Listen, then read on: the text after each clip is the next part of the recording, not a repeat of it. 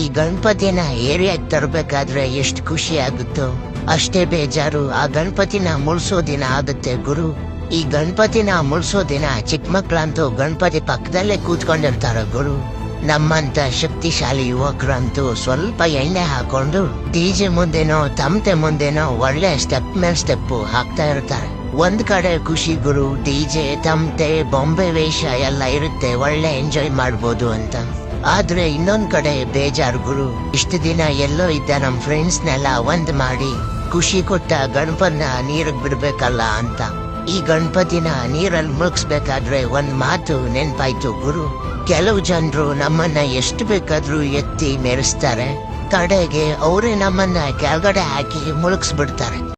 ಇದು ಮರೆಯದ ಹಾಡು, ಮೌನಗಳೇ ಸಾಕ್ಷಿಗಳು. ಇದು ಮುಗಿಯದ ನೆನಪು, ವಿರಹಗಳೇ